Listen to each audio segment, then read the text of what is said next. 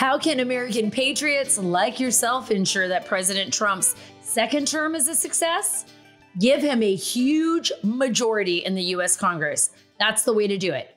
Give him the majority in the U.S. Congress. You need to not only be focused on the executive branch, on the presidential election, but you got to be focused on what's happening in Congress. And by the way, you got to be focused even at the most local levels. We learned that in 2020, right?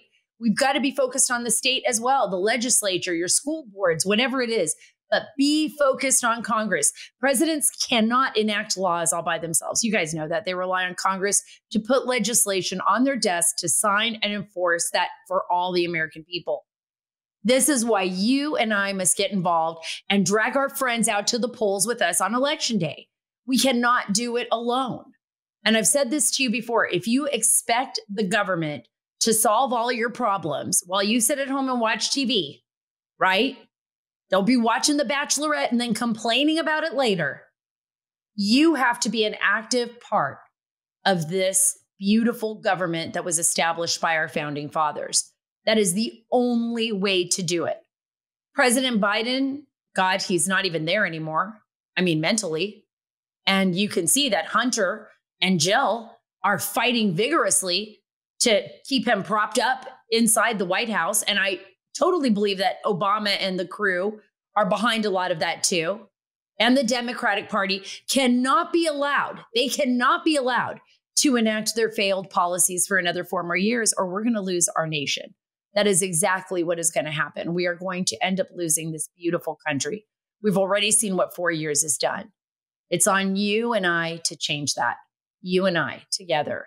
We've got to get out there. We've got to be vocal. We've got to speak up. Let's make it happen. And on today's show, I have a great friend and patriot. He's running for Congress in Virginia's 8th district. It's Jerry Torres. Wait until you hear his platform in this amazing swing state of Virginia. It's going to be a tough race. That's why I want you to listen to why he is doing it and what his message is to you, the American people. It's a great conversation, and I know you're going to enjoy it. Hey, folks, but first, Goldco. Thank you, Goldco, for being a sponsor of the Sara Carter Show. Did you know that experts call gold the everything hedge? Gold goes far beyond hedging against inflation or the stock market and gives you peace of mind that your money is invested in something with real, tangible value. It's not just pretend. It's not just off in the cloud somewhere, right? That's why gold just hit another record high and why central banks keep buying gold at a record pace. That's also why I've partnered with the top-rated company, Goldco. I want you to listen to the current offer. Get 10% instant match in free bonus silver with a qualified account. Plus, visit SaraLikesGold.com. That's S-A-R-A, likesgold.com to qualify for a free 1-ounce silver Ronald Reagan coin.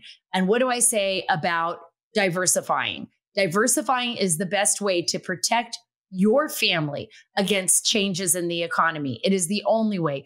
Go ahead and diversify. And if you don't believe me, get out there, do your own research, read it for yourself. Today, Goldco is offering up to 10% instant match and free bonus silver with a qualified account. Plus, visit SaraLikesGold.com to qualify for a free 1-ounce silver Ronald Reagan coin. That's SaraLikesGold.com or call 855-823-GOLD. Sara, SaraLikesGold.com or call 855-823-GOLD. I'm so happy to have Jerry Torres on the Sara Carter Show. You're a U.S. Army Special Forces veteran, a candidate for Virginia's 8th district, huge possible swing state, and a very good friend. Thank you, Jerry, for coming on the show. You're welcome, Sarah. Thank you for having me. Yeah, it's so great to be with you. I mean, I just saw you last week. We were at the rally in Virginia for President Trump after that disastrous debate. We'll go into that in a little bit, but I want everybody to kind of get an idea of who you are, because for those of you that don't know Jerry Torres, you should. He is one of the most successful businessmen that I've ever had the pleasure of knowing. Just a great person with a good heart. And not only that, a true patriot that loves this nation. And you are taking on a huge challenge in Virginia, Jerry, against Don Beyer. But I want people to understand a little bit about you. Talk a little bit about your work and going from U.S. Army Special Forces to becoming a very successful businessman with a global security company. Talk a little bit about that first. Yeah. So I enlisted when I was a teenager. I was 18 when I was in the Army. I went Special Forces and retired after about 30 years of active duty and reserve service, retiring at the rank of Master Sergeant. And when I left my last long deployment, which was, I actually did Africa, Afghanistan, and Iraq, all in one long deployment. When I returned to the States in 2004, I created a company named Torres Advanced Enterprise Solutions, and it was just me. And after 10 years, we had 8,600 employees in 40 countries on 5 continents. We hit $1 billion with $2.5 billion in commercial and government contracts. And at that point, succeeded in business, hired a lot of veterans. I mean, my company was, 600 veterans that were all the way from vice president, the senior vice president, all the way down to supervisors in each of those 40 plus countries. And they, when you put a veteran out there to do work, they accomplish the job and they exceed, expectations in every place we work. So when we were growing as a company, it was my veterans that were our first line of business development, generating new business because they were so impressive going into U.S. embassies, military bases, embassies of our NATO allies, for example, Germany, the Netherlands, France, down in Brazil, Argentina. So we had our allies and partners as our customers as well as Fortune 500 companies. So I had veterans that went into Fortune 500 companies overseas and impressed the heck out of these companies. And all of a sudden, we're doing business with some of the largest companies in the world. So it was just a great pleasure. So I got to that point, when I left, the people that ran the company were all veterans of every race, religion, ethnicity, culture, community, in the United States. And they were just doing a great job. So I felt comfortable just kind of backing off and then stepping aside and turning it over to a new leadership team that kept those veterans in place. And so I think that's incredible. Yeah. I think that's incredible. And I think like so many companies fail to see the importance of hiring veterans because really veterans have been their training, it's on the job training. I mean, they're expected to be reliable. I mean, my husband, you can't even say to him, I think that deck needs to be retrofitted or it needs to be remodeled or something without him saying, when can I do it? How can I get it started? And he's blind. And by the way, ordered the wood the very next day and it's all in the backyard and he's ready to do it himself. Right. So you just can't beat that kind of ethic, that work ethic. Yeah, work ethic and initiative, not sitting back and waiting for something to happen, but seeing that something needs to happen and then taking action. And the thing is, you might take action, it might be wrong. And if some of my vets, took action, it was wrong. Hey, I praise them for taking the action, That's awesome.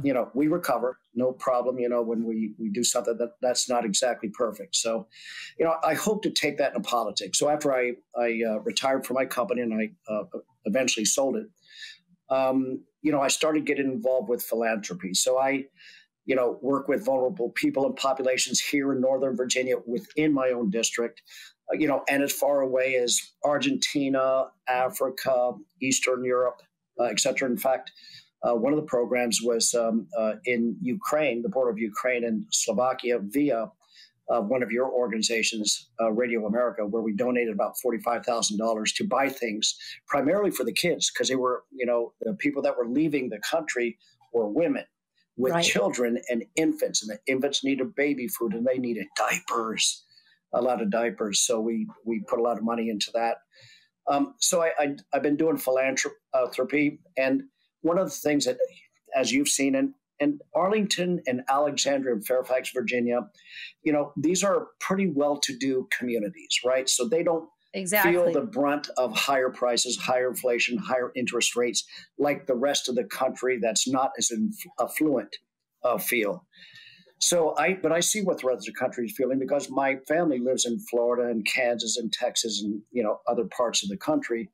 And they're struggling with the food situation, with clothes, with school supplies. I don't have grandchildren yet, but I will have grandchildren. My brothers, have grandchildren already, and they are suffering through, how do you take care of 5 kids in a family? How do you clothe them? How do you pay for their school supplies? How do you get them the computers to be able to study now with this, we're new, generation where everybody needs a computer to be able to do their studies. And those are expensive things these days. So here, in our affluent Washington, D.C. metropolitan area, we don't feel what the rest of the country feels like. But we should feel like that. We should take a look at the people that were, most of us work or have worked with the government or the military or government contractors in this area. And we forget that, wow, we're making pretty good money. Prices are a little bit higher. It really it's inconvenient for us, but it's not a game changer for our, the way we live. Except for... Is it a bubble? Is it like a bubble? Because, your opponent is Don Beyer. Right. I mean, he is a huge defender of President Biden. Right. And I mean, I think that's disastrous for him. And I mean, of the Biden administration, he's a big critic of President Trump. Right. We're looking at your district. And even though it's in a bubble, I mean, I think America is reacting to Washington, D.C. in a way that it hasn't in a long time, or maybe never has. It's saying, whoa, wait a minute. You guys are so disconnected from us. We want people that are connected. And I think we saw that even in Virginia with Loudoun County, right, especially when it came to children. Right. So you do have people in your district that they may have great jobs. They may be working for the government, but they're saying we need a change here. We need a new set of leadership here in Washington. Right. Well, you're right about that bubble. We do live in that bubble, and we're starting to feel it a little bit. So this morning I got some crime statistics, and it looks like crime from 2000 till now has increased by about 7.5% each year since Biden took office. And we have a DA who's supposedly a friend of Don Beyer in Fairfax, that is a Soros-funded person, and their crime rate is a little bit higher there. So, the problem is that we don't look at it. We look at our own little world where crime is not happening, but right outside of our borders, the borders of my district, it is happening. And when it starts to happen here, and it's actually, shown in the media, that's when we'll start responding. That's when this district will start responding. But by then it's too late because MS-13 is already here. The criminals already know. Well, that's such a great point. Yeah. That's such a great point. Look, right behind me, Jerry, is this poster. This was one of the very first stories that took me to a national level. And I talk about it sometimes. It's Jamie's story. But it happened when a young boy from a poverty-stricken community in California that was overwhelmed with gang activity, and everybody ignored it in the richer neighborhoods that were just literally buttressing Pomona. When that young 15-year-old boy grabbed a gun and assassinated a police officer on the steps of the courthouse. And then everybody was like waking up like, whoa, what's going on here?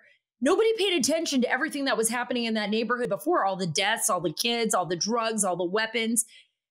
That's what's happening in Virginia. You have people that are lawmakers that are going to dinner in Washington, D.C. and getting carjacked, for crying out loud, getting beaten, getting robbed.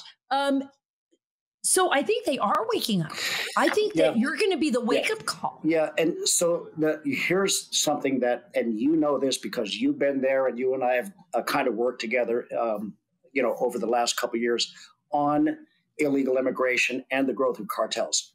So correct. MS-13 is more powerful in the United States than its own home turf of El Salvador. The reason? The president of El Salvador has jailed 76,000, MS-13 and other gangs that used to be prevalent in El Salvador. Where are they going? They're trying to get the heck out of town now, and they're coming to the United States.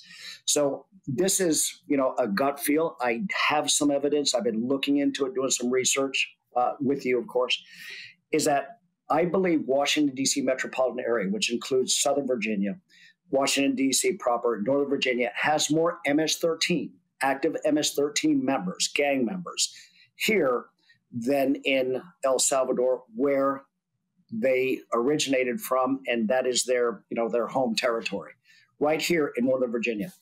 And I actually, and I mentioned this to you before, I've been to a safe house for illegal immigrants, including MS-13 in Woodbridge, Virginia. And I met the mother-daughter duo that was working with the cartels to bring illegal immigrants, house them for a period of time until they get jobs and work for MS-13 owned and operated companies, which are typically subcontractors to these huge builders, these building companies in here in Northern Virginia. And there's all kinds of new construction going on, and that's where they're working.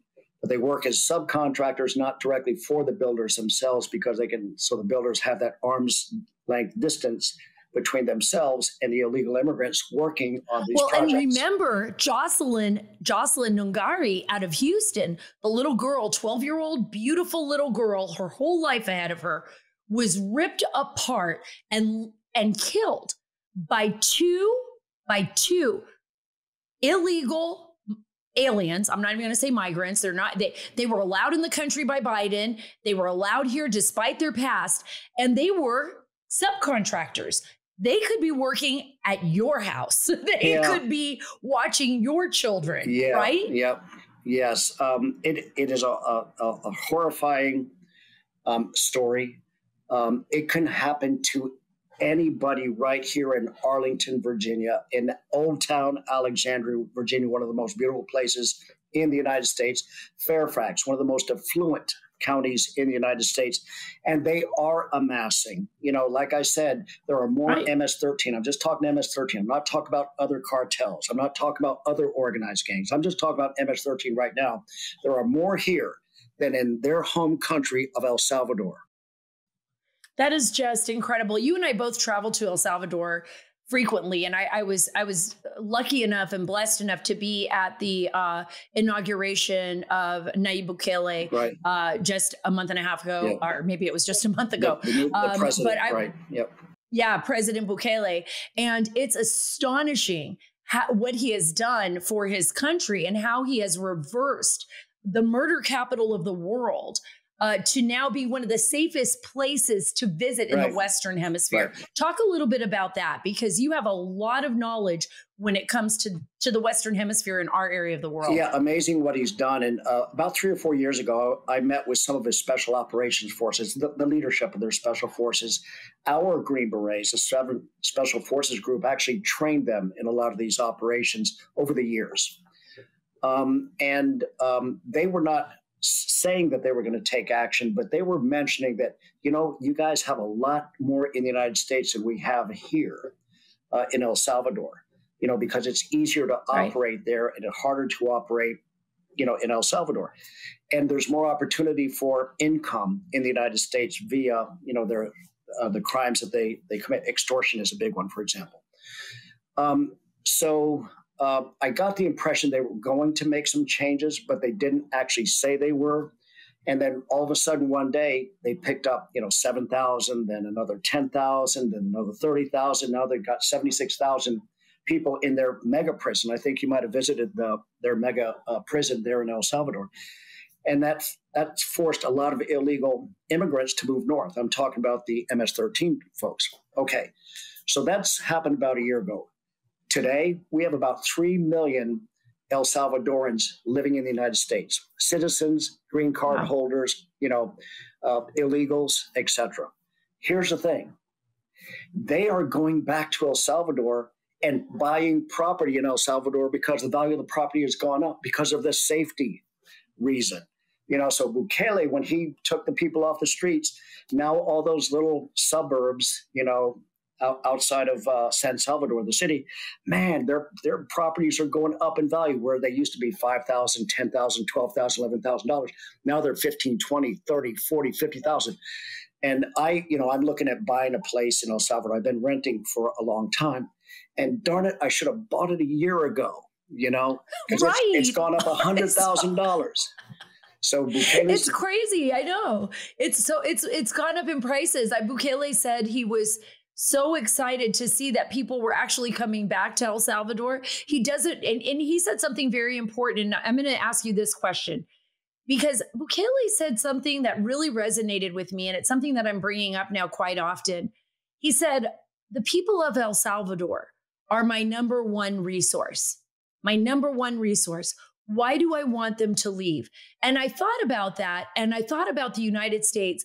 The people of our nation should be the number one resource for our lawmakers, for our president. I mean, we are what makes America beautiful and wonderful. We're a hodgepodge of people from all over the world, but we have a culture in and of itself, our own, our liberty, our freedom, vested in the Constitution of the United States and our Bill of Rights, our Declaration of Independence. Yeah.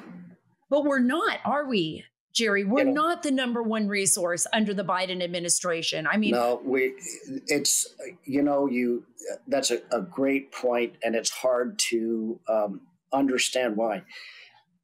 Our Americans, the most diverse nation in the world, and I say this in speeches, and every time I'm with somebody who will give me their ear for a little bit, it's because we have our freedom that we are able to pursue our dreams and aspirations and have the actual opportunity to reach them. Where, so if we take care of our people and we inspire them, we build morale among our people, we give them the freedoms that we were given, via our Constitution, and let them grow and prosper in their own manner, they will do what it is that our predecessors did over decades and centuries before, we were handed this great country.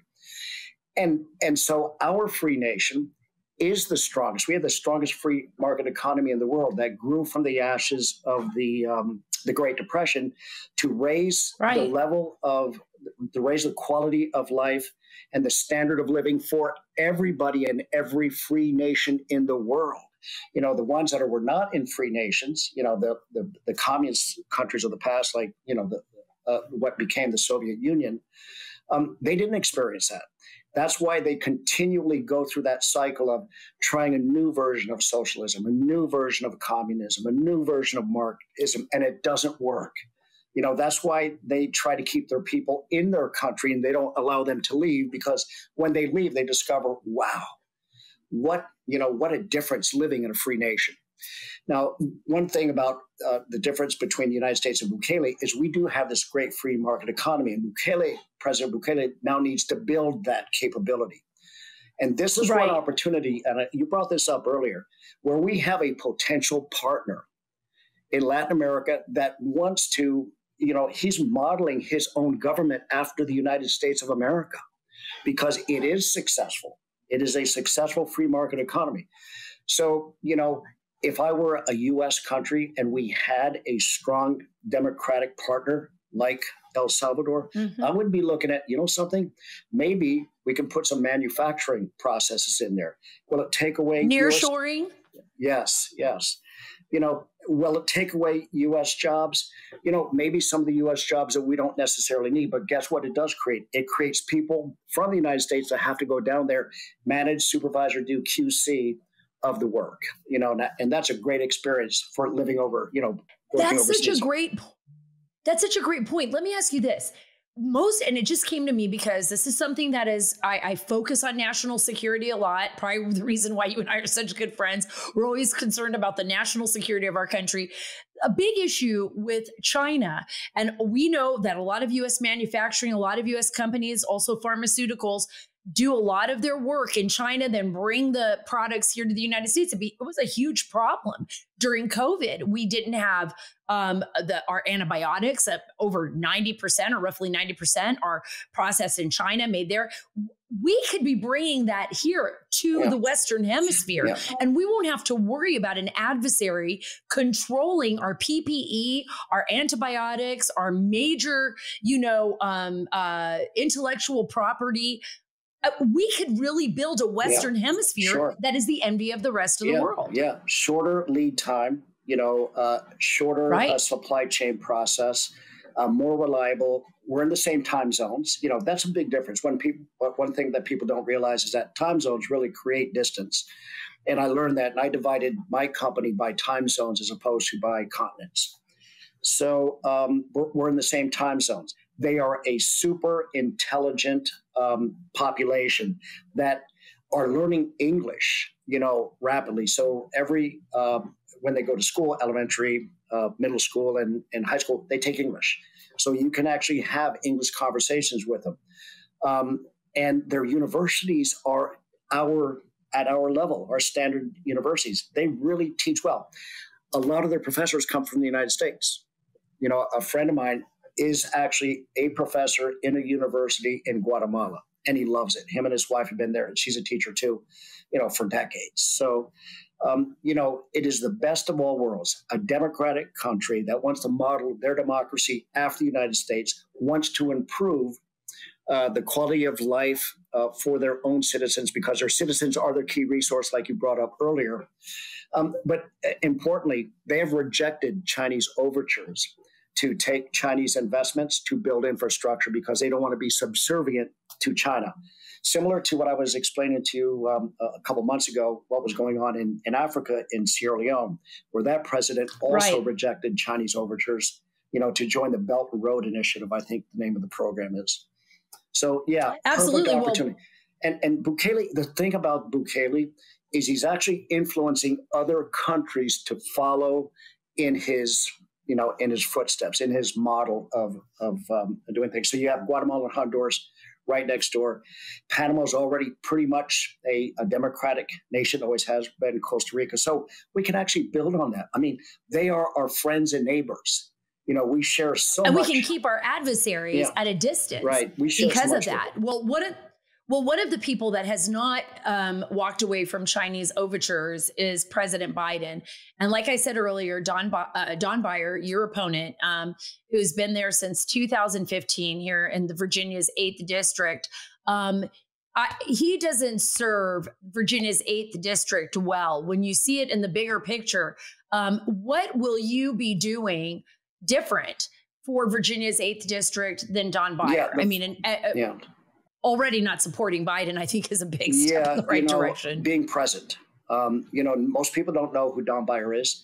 When they go to the voting booths, they just check, and Don Beyer's name happens to be it. It's at the top of the list. The thing is he's not present.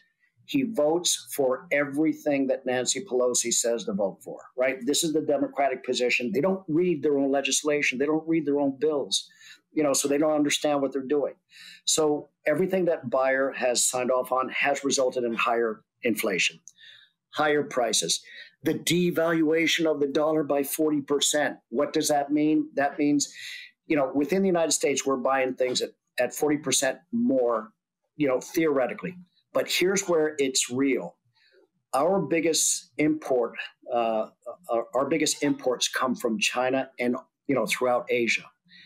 That's where that 40% lower dollar means something, because we're still paying $1 not for 10 pieces now, but for 4 pieces or 6 pieces. Sorry, 6 pieces, right? So our dollar goes less. So for those things that we buy here, whether it's a coffee cup or a coffee maker or an appliance, we have to pay 40% more for that to be imported to the United States, to get to our stores that we buy things from, and then to get them to our, into our homes. 40% more.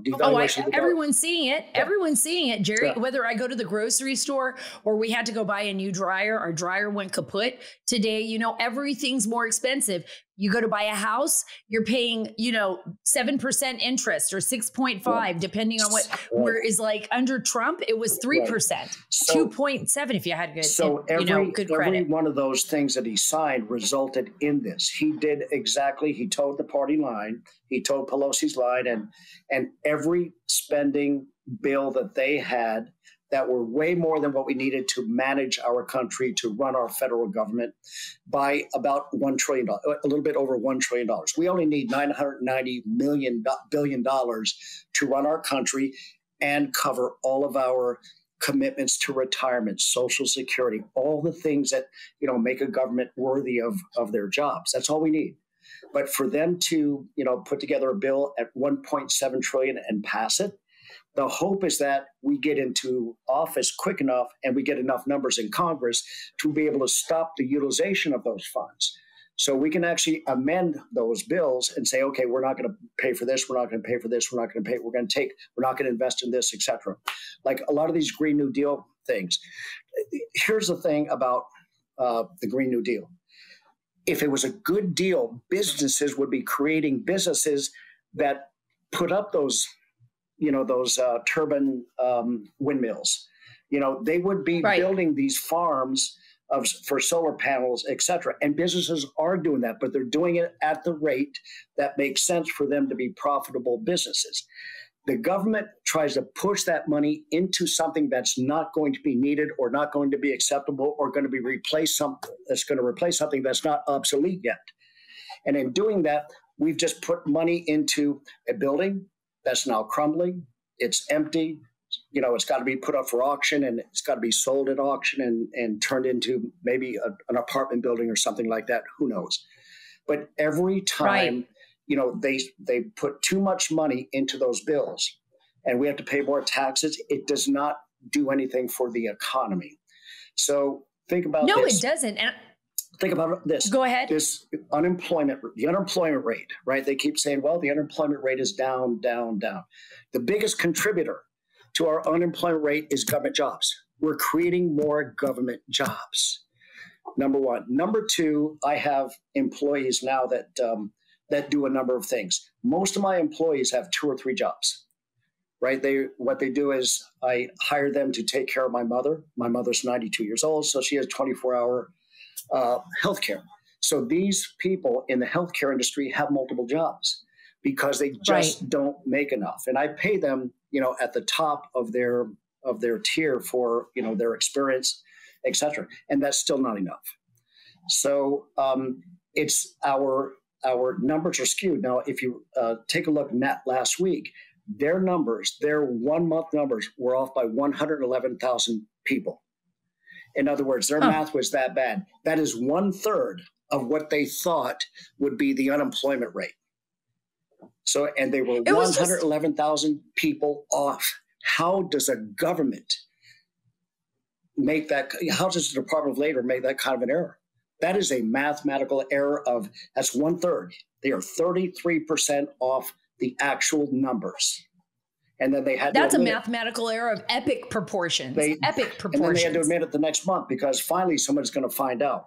It's just so, Don Beyer has, signed up for everything that has caused our economic condition, our struggles with retirement, our lack of confidence in our Social Security system going forward, our cost of energy. I mean, food, gas, electricity, and then shelter. Yep. And, I've been saying this, it keeps our young citizens from buying their first homes. It keeps our elderly, it prevents our elderly from keeping their last homes where they have to move out because they can't afford the mortgage payments. And those are the people we should be caring for. And it causes all of our citizens to pay off the highest credit card and personal loan debt in our nation's history. That is what Don Beyer has done over the past 3.5 years, is contribute to those issues. Yeah, and Virginia and Don Beyer and and the Democrats, we have seen Virginia change. I mean, Virginia shifted under Governor Youngkin. It was purple. A lot of people say that Virginia could be a swing state come this election in November. And Fox News had a latest poll in the state of Virginia, found out that President Biden is only up by 1 point. By 1 point. In the presidential. What does it say about the state of the race if President Trump is within striking distance? And why are Virginians, I think you explained it very clearly, dumping the Democrat Party? I mean, they're just dumping it. I'm going to say something that I believe is accurate. Is I think that the core of the historical Democratic Party is the good of the Democratic Party. And what's happened is very few people on the extreme side has shifted the perception of what the Democratic Party is and actually shifted the Democratic Party. And you can't deny it when you have high interest rates, high prices, Right. high inflation, devaluation of the dollar. Those are the four big horses. All of them happened in the past 4 years. And the Virginians are, even right here in my area, among the affluent, they're saying, Right. wow, my 401k, my IRA, it's not as robust as it could have been. And we were planning on retiring this year. Now we got to wait another couple of years, So, I mean, what about also the extremism too? I mean, you have not only the economic concerns, which I think affluent Virginians and others that, are more concerned and focused on even if they're doing okay, they know they're not doing well, and they're concerned about that. Overall, Americans feel it in their pocketbook when they go to Walmart or Walgreens or H-E-B here in Texas or Safeway in California. They all feel it in their pocketbooks. But what about the insanity of this crazy woke ideology, wokeism in the military? I wanted to ask you about that because coming from special forces, it's not about accepting people for who they are and whether they're gay or not gay. I mean, I don't care. You could be in the military. I don't care if you're gay or not. I mean, it's no big deal. I don't care. Yeah. But this insanity of trying to change the way society is. We saw that even with children, like, hey, in Virginia, Terry McAuliffe was like, parents, you don't have, I knew it was over for him then. Yeah. You don't have, a say in your child's education. And Virginians went, what? Yeah. Wait a minute. Yeah. Even if they were Democrat. Yeah. And he could have gotten away with that 10 years ago. The thing about that particular situation with children is that we parents trusted our school systems, that they were learning mathematics, science, language, human, health, gymnastics, all the things that, make up school on the academic side, teamwork, merit, values, all those good things. Right. And COVID brought something good. It brought an awareness among the parents that, wait a minute, I'm watching this stuff. I did that with my daughter. She was going to American University, and they're saying, if you want to get a good score in this paper, your subjects must be, from a minority group. And these are the minority groups we want you to focus on. And I'm like, okay, so women with breast cancer in any other group is not, my daughter would get a lower score on her paper. And that's when I saw it firsthand. I was, listening to the class. But it's good that the parents now know that this is going on, and parents now must be involved in their children's education. What about recruitment in the military too? And I agree with you on children's education. Parents have to be involved. It will be our fault. But what about advertisements with, guys on the deck of a Navy battleship, dancing around saying, I mean, it's like this over exaggerated need to transform the culture of the military. It's somebody over in Bidenville among his 595, believe this or not, he has 595 staffers. I read that the other day. What the heck are they doing over there, besides making things up, so that they can, bolster their career or something like that with these ridiculous ideas. Right. The military is about defeating our adversaries on the battlefield as a unified team in the heat of armed conflict. That's what we should be focusing on. And I served 30 years, and I have served with every race, religion, ethnicity. I've served with gay people, didn't know it at the time because they were troops and they were working on the mission. And we were focused on doing great training that's mission oriented. And then when we had to deploy and go to our places, we knew what our jobs were. That's what the military is about. That's what we are being paid to do. When we go overseas, we don't expect to have to consider, well, who's going to be next to me, or I've got to be appropriate with this person in a foxhole, as we're taking fire, from somebody else. That's a ridiculous concept. It's a ridiculous notion. In my career in the military, we used to have EEO officers and EEO NCOs, and that was enough. Once a month, we just had an awareness briefing. Hey, remember, we are all an integrated team, et cetera, treat everybody with mutual respect. And that's all we needed. Because when we join the military, we expect to be troops, soldiers, sailors, airmen, Marines. We expect to be troops. We expect to be standing in line there in the hot heat or cold, below zero weather, and expected to go out there. We're expected that we're going to go out there and fight and maybe not come home whole. But we know that signing that line, we do not sign the line to be a DEA CRT experiment. And we don't want like that. Our current troops don't like that. That's why recruitment is down. That is one of the big reasons that recruitment is down. And we don't need that, particularly when the Chinese and the Russians know that our recruitment is down. We need to inspire them to want to join the military and give them great leadership values, like the Army taught me. Always lead from the front by example, always keep your word, and always act with strength, courage, compassion, confidence, and humility. It's that simple. We don't need this DEI stuff. Yeah, absolutely. Yeah, that DEI stuff is just out of control. And, especially, when you talk to veterans, and I spent a lot of time in the war zone, and it didn't matter to them whether the person serving with them was gay or not. They never even thought about it. But now it's become such a central issue. It's almost like an indoctrination issue. Yeah. And, people are frustrated, and you're right. Recruitment is way down. I can tell you that there's a lot of people that have considered leaving, people that even we know in our family, especially young people that are in the military right now because they just feel so overwhelmed. What do you think is going to be different? And I know I only have a few more minutes with you, but I really want to get to this. If we can turn Virginia red, if we can get Congress and the Senate and the White House, I'm talking about the Republican Party. What do you think? What do you hope happens? What has to happen? And how will you taking that seat in Washington make a difference, not just for the people of Virginia, but for the nation as a whole? We talk about expansion of the tent to add more people. That is the way that we do it. Our message must be practical, it must be logical, and it must benefit the full array of people that live in District 8. And if we talk about the issues, we talk about the things that we want to make life better, we talk about the things to make our nation overall better, including things like the military.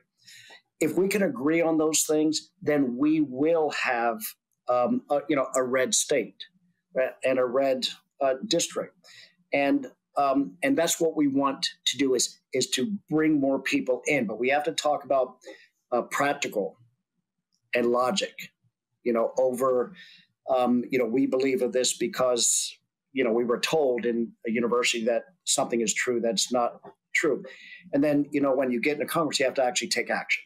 You actually have to walk the walk. If I'm out there talking the talk and saying I'm going to support anything that brings prices down, anything that increases our supply chain, the speed of our supply chains, to increase the value of the dollar, et cetera, then I've got to do things to make that actually happen so that I earn their trust.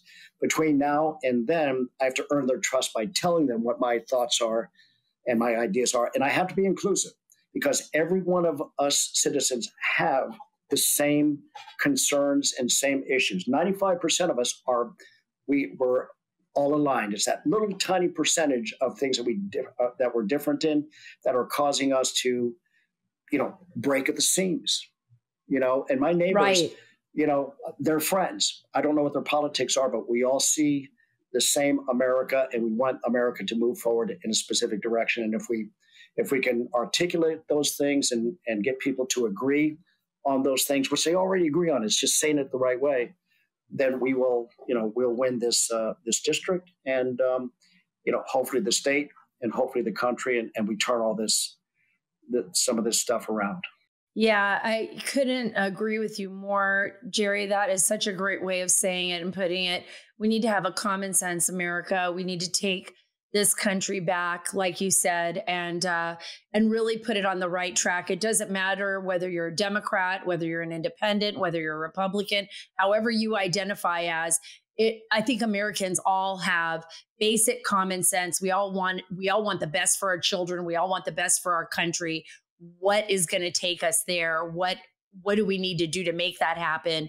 And I certainly, that is why I endorse you, as, for Virginia's 8th district. That is why I believe in you, not just because, you're my friend. I wouldn't be friends with somebody who I didn't think was a patriot or somebody who didn't want to do what was great for this country, but because you have the common sense to really do that, to turn Virginia around and to help turn our nation around. We need someone there. By the way, we need you there in Congress to educate other congressional members as well, because you have experienced not only an incredible life, but you are a sharp businessman, and you continue to educate yourself in, the politics of the Western Hemisphere and what's happening all over the globe. So thank you so much for everything that you do. I keep my prayers going your way, that you can get out there. Where can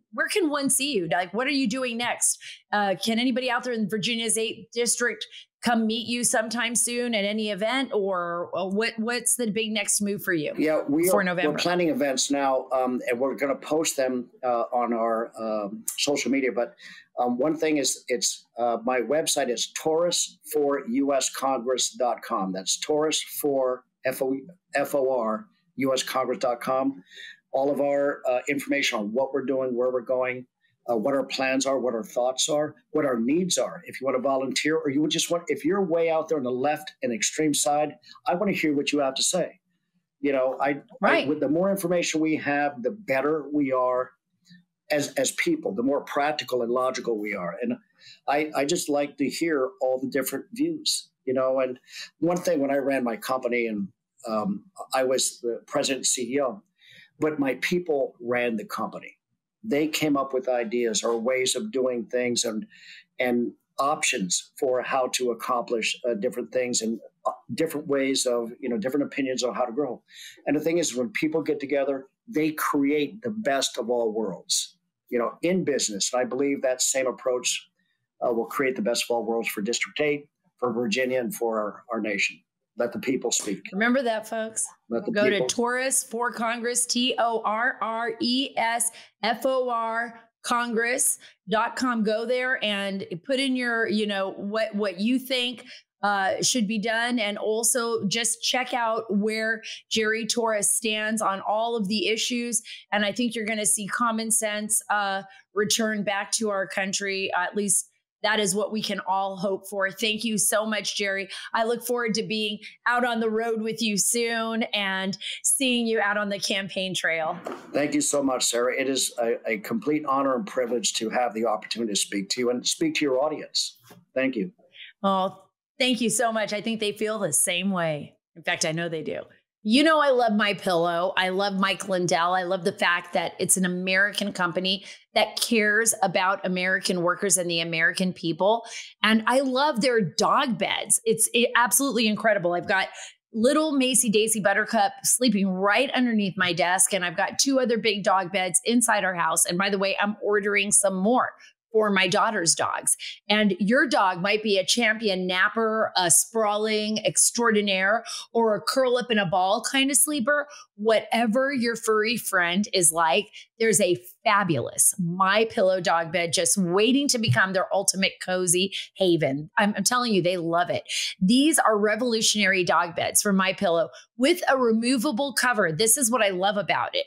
That washes up effortlessly. Simply fluff the bed and it returns into its normal cozy shape without fail. So it's not one of those weird dog beds where you can't take the cover off. This one, you can take it off, you can wash it, you can fluff it up, you can put it down, you can dry it out, however you want to do it.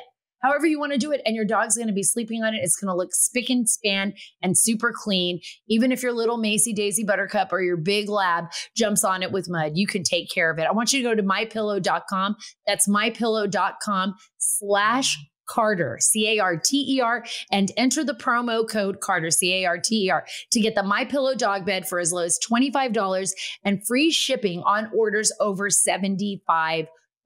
Think about that. Listen to this. Give your dog great comfort. Visit mypillow.com/Carter and enter code Carter. Be sure to use promo code Carter to get the $25 sale price and free shipping on your order over $75. Again, mypillow.com/Carter and enter the promo code Carter, CARTER, to get the $25 sale price on dog beds. Thank you so much, Jerry, for coming on the Sara Carter Show. If you're watching on Rumble or YouTube, give us a like and a follow and send us to a friend if you like the show. Please make sure you're subscribed to the Sara Carter Show on your favorite podcast app. We really appreciate it. Follow me on Truth at Sara Carter Official, on X at Sara Carter DC, and on Instagram at SCarterDC. God bless you. God bless our nation. And God bless the great state of Texas.